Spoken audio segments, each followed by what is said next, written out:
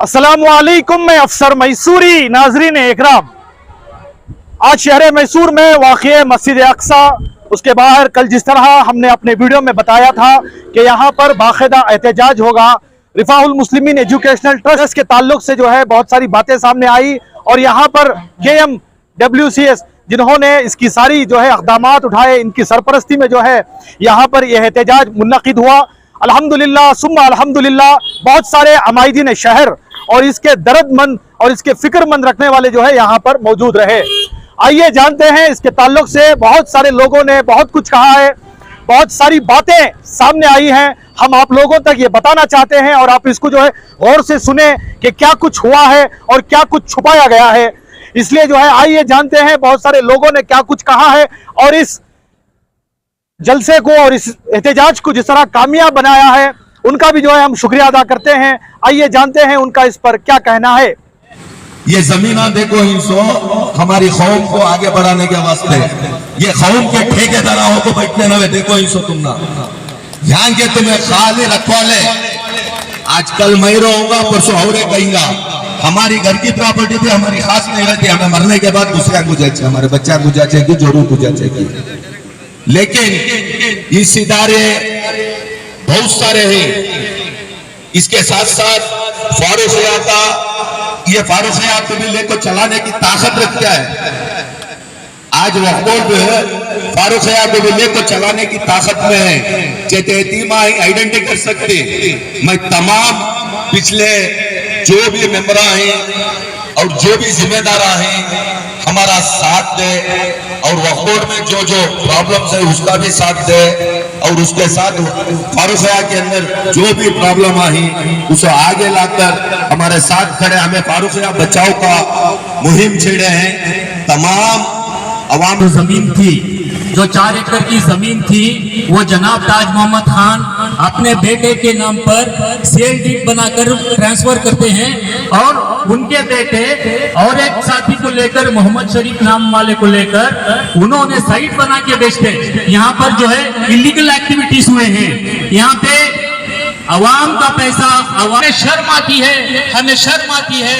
जो है ताज मोहम्मद खान के ऊपर हमें बहुत ताज्जुब होता है। आप इतना इल्म रखते हुए, आप इतनी होशो हवास रखते हुए, आप इतनी समझदारी रखते हुए अवाम के पैसों का, गरीबों के पैसों का, गरीबों के मुस्तकबिल के साथ खेल रहे हैं। मैं ताज्जुब से ये कहना चाहता हूँ, आप सच में अगर सही में नीयत से हैं तो आप अवाम के सामने आइए और अवाम को ये बताइए कि क्या हुआ है और क्या होने वाला है।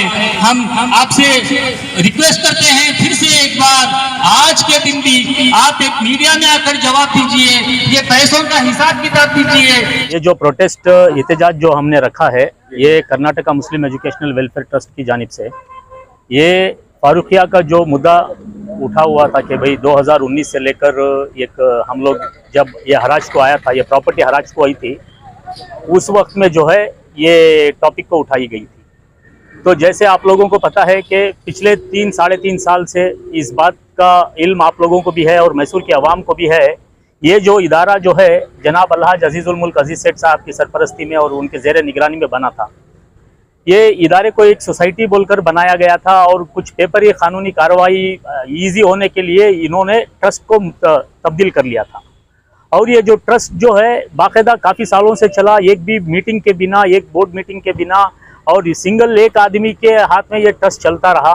जैसे अभी थोड़ी देर पहले आपने एक एक्स ट्रस्टी जो हमारे जनाब आरिफ मेहकरी साहब, उन्होंने उनकी लाचारगी और बेबसी, मैं बोलूँ क्या बोलूँ, मुझे समझ में नहीं आ रहा, उन्होंने जाहिर किया कि भाई हमारे को पूछते तक नहीं थे और हमारे को बताते तक नहीं थे और वहाँ पे क्या चल रहा था, क्या हो रहा था, हमें कुछ भी इस बात का अंदाज़ा भी नहीं था।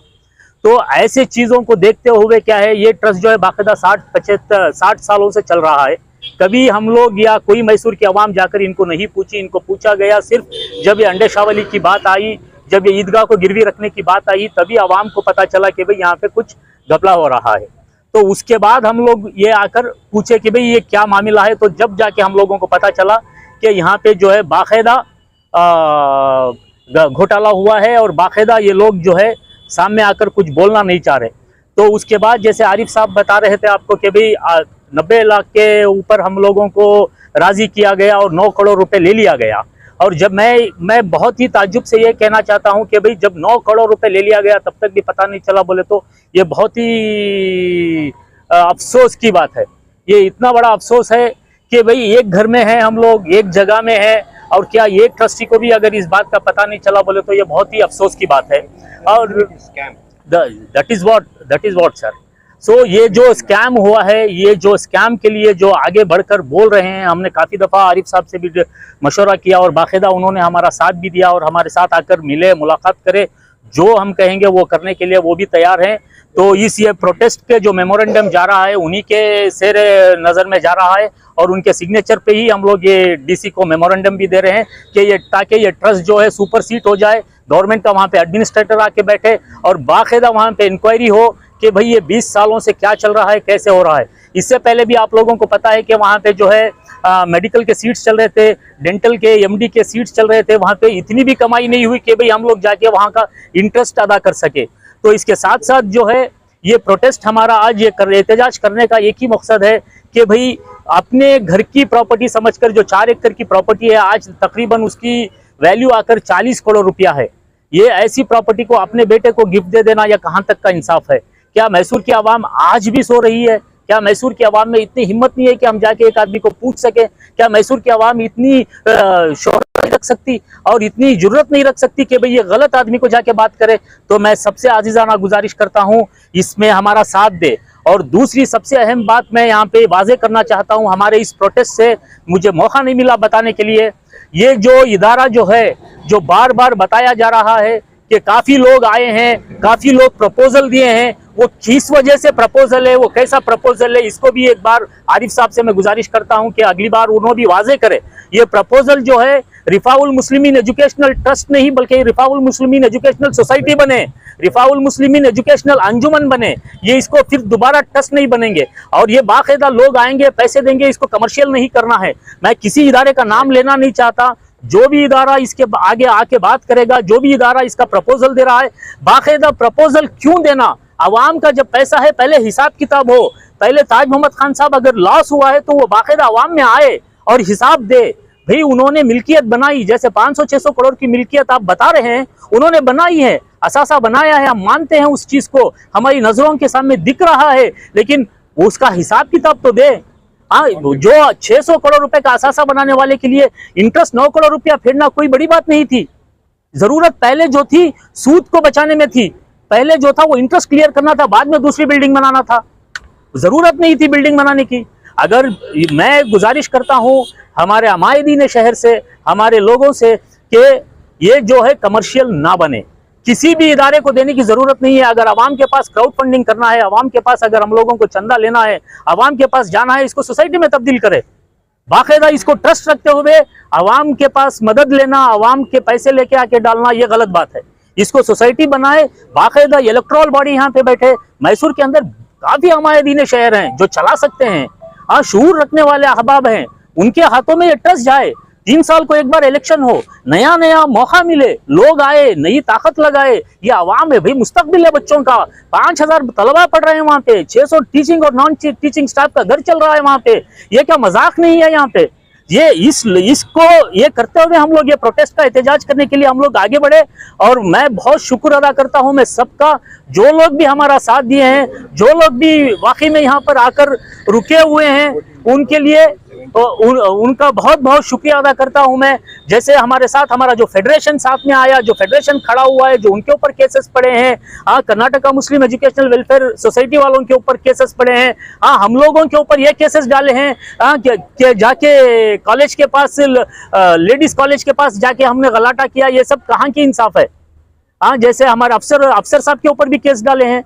ये सब चीजों, ये आवाज को दबाना, जितना आप दबाएंगे उतना वो निखर के बाहर आएगी। कभी भी आप आवाज दबाने की कोशिश ना करें, बाकायदा आप जो है एक झूठ छपाने के लिए 100 झूठ ना बोले। मैं बाकायदा आपसे पुरजोर गुजारिश करता हूँ, आजीजाना गुजारिश करता हूँ, I request you sir, please come forward and से व्हाट हैज हैपेंड। अल्हम्दुलिल्लाह रब्बिल आलमीन। इसकी जो हमारी जो कर्नाटका मुस्लिम वेलफेयर एजुकेशन ट्रस्ट है, ये ट्रस्ट बनी सो बुनियादी ये फारूक खां को बचाने के लिए। पिछले 4 साल से हम लोग मुस्तकिल इसकी मेहनत में लगे हैं। यहाँ तक कि हम प्रोफेसर अखिल अहमद साहब को लेकर मैं खुद अपनी गाड़ी में मैं बेंगलुरु केनरा बैंक गया, वहाँ पर जाकर उनके साथ नेगोशिएट किए, उनके साथ हम लोग बात किए, फिर उनको आने के बाद हमारी मेहनत पर उनको प्रेसिडेंट बनाया गया ताकि आपस में ट्रस्टियों का कोऑर्डिनेशन बने, हर एक ट्रस्टी के साथ हमें कोऑर्डिनेट करें। फिर आरिफ बेकरी साहब से हम लोग पर्सनली मिले, फिर एक न्यूज़ जो न्यूज़पेपर है उन ऑडिटर आए थे मकबूल अहमद सिराज साहब, वो एक मोस्ट सीनियर जर्नलिस्ट हैं, उनको लेकर हर एक ट्रस्टी तक पहुंचे ताकि ये मामला किसी तरह से भी सॉल्व हो जाए। मगर अफसोस और निहायत रंज गम की बात यह है कि ट्रस्टियां किसी तरह से भी टच से मस नहीं हो रहे, आपस में किसी तरह से कोऑर्डिनेट नहीं कर रहे हैं, थोड़ी भी एक दूसरे में ट्रांसपेरेंसी नहीं है। तो हम लोग ये परमिशन लेने के लिए पिछले 1 महीने से पुलिस कमिश्नर साहब के पास जा रहे हैं, रिक्वेस्ट कर को आ रहे हैं, मगर कहीं ना कहीं कोई प्रोटोकॉल था, कहीं पीएम आ रहे हैं, कहीं सीएम आ रहे हैं, इसमें हम लोगों को बड़ी मुश्किल से आज ये मिली। बट अफसोस हमारी मैसूर जो जिंदा दिल कौम हजरत टिप्पू सुल्तान रहमत अलैह की जो कौम, जो उम्मत यहाँ पर जो अल्लाह के नबी सल्लल्लाहु अलैहि वसल्लम की जो उम्मत है, ये बेफिक्र है, इनको एहसास नहीं हो रहा है, ये समझ रहे हैं कि ये मेरा अपना इंडिविजुअल मसला है।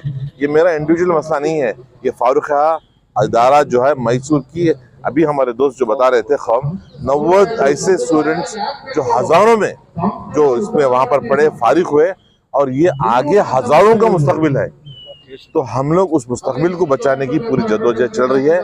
इसके लिए हमें आवाम से बार बार ये अपील, ये कोशिश, ये रिक्वेस्ट की जा रही है कि आप आएँ, इस फेडरेशन हमारा जो मुस्लिम जो एजुकेशन ट्रस्ट को साथ दें, हमारे साथ जुड़ें, खड़ें, और हम इस इदारे को बचाएं, क्योंकि ये बार बार डिले अल्लाह की तरफ से हो रहा है। बैंक आ रही है चले जा रही है, आ रही है चले जा रही है, कब कौन से मोमेंट में ये हमारा इदारा चले जाता हमें नहीं मालूम है। तो हम सबसे रिक्वेस्ट, सबसे हमलाना रिक्वेस्ट इदारों से भी, इदारों के जिम्मेदारों से भी, ट्रस्टियों से भी सबसे रिक्वेस्ट है कि प्लीज आएँ और इस चीज़ को बचाएं। अस्सलाम वालेकुम बरकातहू। RMNT के ताल्लुक़ से तमाम हमारे दोस्त अहबाब बहुत सारा कहें, वो काफ़ी है, मुझे कोई बोलने की ज़रूरत नहीं है, लेकिन जो चल रहा है वो सही नहीं चल रहा है। एक ज़माना फारूखिया इंस्टीट्यूशन नामवर इंस्टीट्यूशन रहा करता था, JSS कॉलेज और फारूखिया इंस्टीट्यूशन सेम टाइम शुरू हुए। आज JSS कहीं और पहुंच गई है, फारूखिया कहीं और गिर गई। आज हम देखते आ रहे हैं जितने भी फारूखिया इंस्टीट्यूशंस के बिल्डिंग्स हैं उसमें 20 to 30% यूटिलाइज हैं, 70 to 80% अनयूटिलाइज रूम्स हैं। आप अजीज सेठ टाउन की फारूखिया स्कूल मॉडल स्कूल जाके देखें, उसमें कितने कमरे हैं, 300 बच्चे हैं, वहाँ कम से कम 1000 बच्चे की पढ़ने की कैपेसिटी है, और वहाँ टीचिंग स्टाफ 7 या 8 हैं। और जितने एडेड वैकेंसी थे, जितने रिटायर हो गए, उनको ये RMNT टीम को रिप्लेसमेंट लाने की ताकत नहीं है। आप देखो, ये मोहम्मद सेठ ब्लैक की स्कूल लगभग बंद होने वाली है। ये एक टीचर है, ये एक अगले महीना रिटायर्ड होने वाली है, उसके बाद वो स्कूल बंद हो जाएगी, वो बच्चे कहाँ जाएंगे। फारूखिया D.Ed इंस्टीट्यूशन, जहाँ बहुत सारे बच्चे, यहाँ मैसूर डिस्ट्रिक्ट में कितने टीचर्स हैं, 80% बच्चे मैं समझता हूँ वो वहाँ की फारिग हैं, वो आज बंद होने के कगार में हैं। सिर्फ 2 टीचर्स हैं, और वहाँ जो है ना, ये ताज मोहम्मद साहब का, उनके फर्जन का दादागिरी ये है कि अगर वहाँ की HM को कहा जाता है, वहाँ के प्रिंसिपल को कहा जाता है, तमाम इंस्टीट्यूशन के प्रिंसिपल को कहा जाता है कि अगर आपको एक्स्ट्रा टीचर चाहिए तो तुम्हारे दरमे से तुम लो, तो तुमको कई के लिए हो, तुम कई के लिए हो, कोई बात नहीं करना। वक्फ वाले को बोले वक्फ के ऊपर केस, फेडरेशन बोले फेडरेशन के पास केस, BO बोले BO को केस, DDP को case, medical council of India को केस। आखिर सबको केस डालते डालते कहाँ तक जीतोगे आप। एक ज़माना 25-30 हज़ार बच्चे थे, आज जो है ना, अफसोस से कहना पड़ता है 4000 से ज़्यादा बच्चे नहीं। एक स्कूल में होते बच्चों को पढ़ाने के लिए टीचर्स नहीं, टीचर्स को पेमेंट सही दिया नहीं जा रहा है। दब्बाल के, जो कन्नड़ा में कहती है वैसा दब्बाल के चल रहा है बाप बेटे का यहाँ। 13 ट्रस्टीज में कई ट्रस्टीज मर गए, कई ट्रस्टीज रिजाइन करा ले, सिर्फ 3 ट्रस्टों में काम चल रहा है। हमने फेडरेशन वालों ने उनके घर को 25-30 आदमी उनके घर जाके हमने उनसे रिक्वेस्ट की, और हमने ये भी कहा कि हम फेडरेशन वाले इंटरेस्टेड नहीं आ रहे आपकी RMNT में आने के लिए।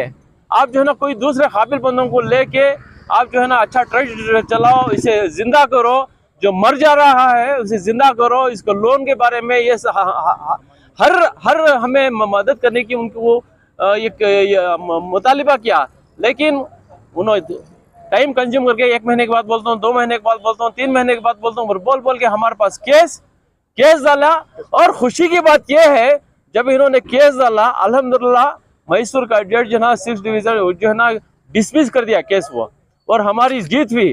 फेडरेशन वालों के 13 बंदों के ऊपर केस डाला ताकि हम फॉरेन इंस्टीट्यूशन के बारे में कुछ भी बात नहीं करें। अल्हम्दुलिल्लाह हमारा केस जीत हुई।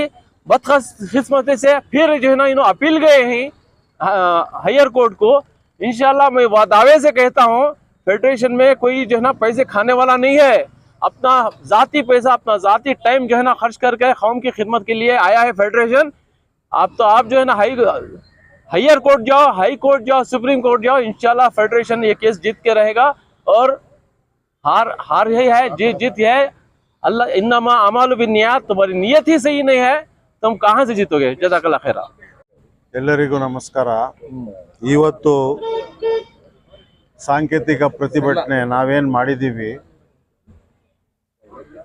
ಇದು ನಮ್ಮ ಸಮುದಾಯದ ಒಂದು ದೊಡ್ಡ ಆಸ್ತಿ ಉಳಿಸ್ಕೋಬೇಕು ಅಂತ ನಾವು ಮಾಡ್ತಾ ಇದ್ದೀವಿ। ಅನೇಕ ವರ್ಷಗಳಿಂದ ಇದನ್ನು ನಾವು ಪ್ರತಿಭಟನೆ ಮುಖಾಂತರ,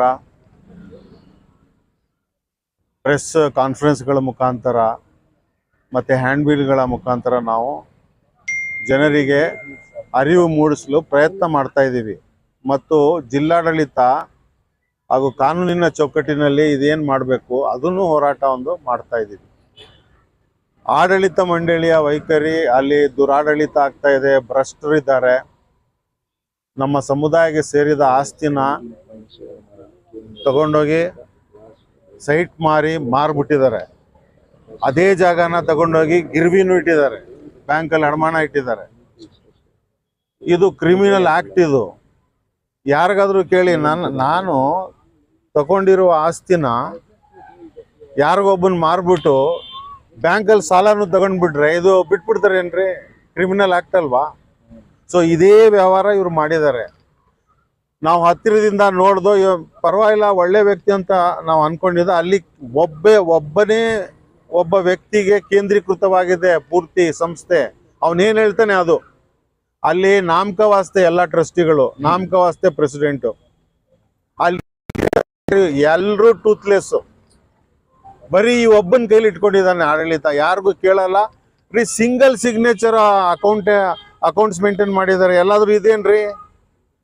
ಟ್ರಸ್ಟ್ ಆಕ್ಟ್ ಅಲ್ಲಿ ಇದೆಯಾ? ಸೊಸೈಟಿ ಆಕ್ಟ್ ಅಲ್ಲಿ ಇದೆಯಾ? ಎಲ್ಲಿದೆ? ಸಿಂಗಲ್ ಸಿಗ್ನೇಚರ್, ಲ್ಯಾಕ್ಸ್ ಟುಗೆದರ್ ಇವ್ರು ಏನು ಮಾಡಿದ್ದಾರೆ? ಟ್ರಾನ್ಸಾಕ್ಷನ್ ಮಾಡಿದ್ದಾರೆ, ಕ್ರೋರ್ಸ್ ಟುಗೆದರ್ ಟ್ರಾನ್ಸಾಕ್ಷನ್ ಮಾಡಿದ್ದಾರೆ। ಸೊ ಇಂತಹ ಪರಿಸ್ಥಿತಿಯಲ್ಲಿ ಇಂತಹ ಭ್ರಷ್ಟ ವ್ಯಕ್ತಿನ, ಇಂತಹ ದುರಂಕಾರಿ ವ್ಯಕ್ತಿನ, ಭ್ರಷ್ಟ ವ್ಯಕ್ತಿನ ಮತ್ತೆ ಈ ಟ್ರಸ್ಟಿಗಳನ್ನ ನಾವು ಇಲ್ಲಿಂದ ಕಿತ್ತು ತೆಗೆಯೋವರೆಗೂ ನಾವು ಈ ಹೋರಾಟನ ಬಿಡಲ್ಲ, ಮಾಡೇ ಮಾಡ್ತೀವಿ।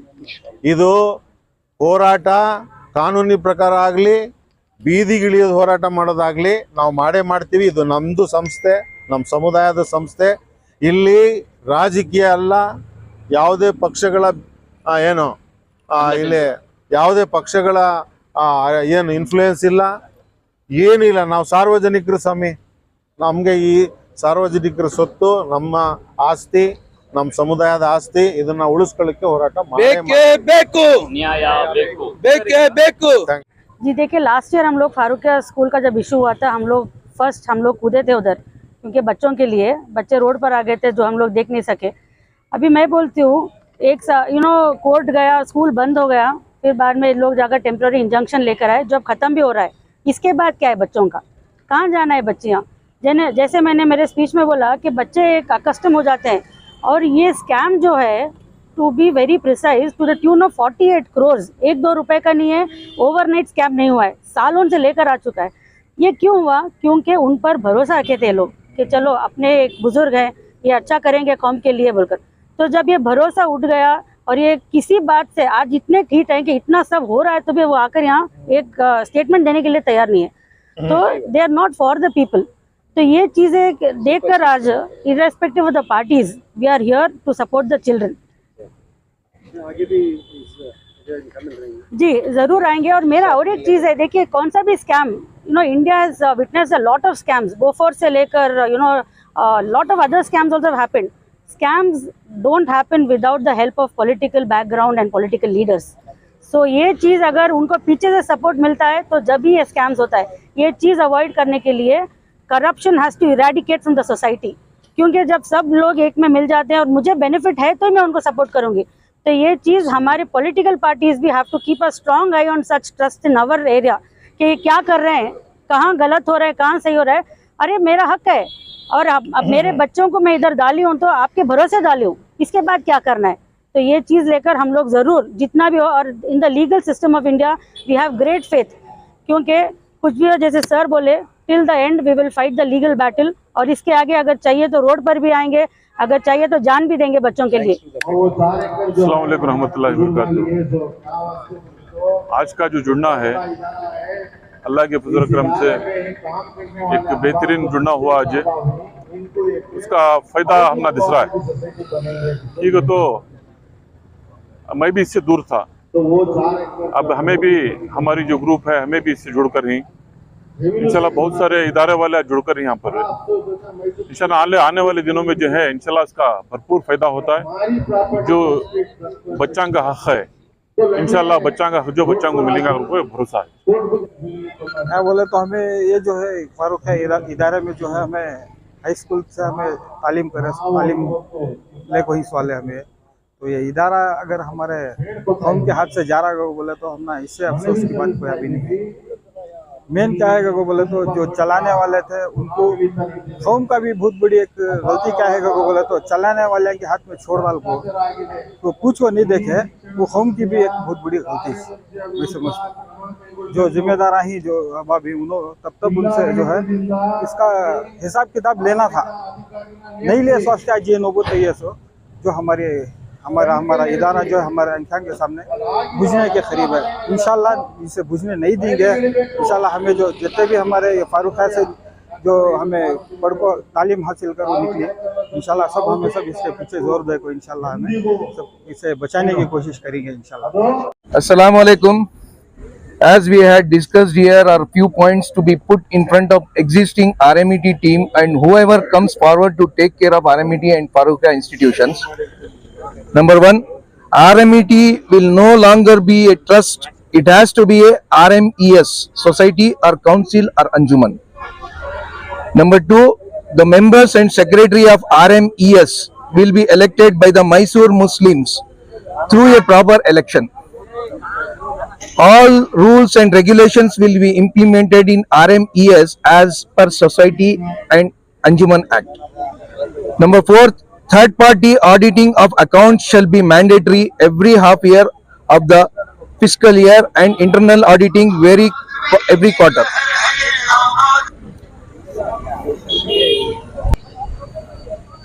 An internal audit team has to be formed with experienced people and experts implementing ISO quality standards.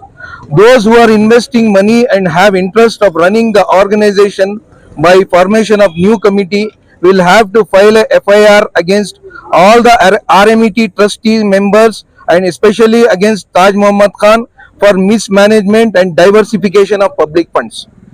Number 7, the new committee will file a criminal complaint and file FIR against Taj Muhammad Khan and his son Nabil Khan for disposing of 4 acres of public land by illegal way.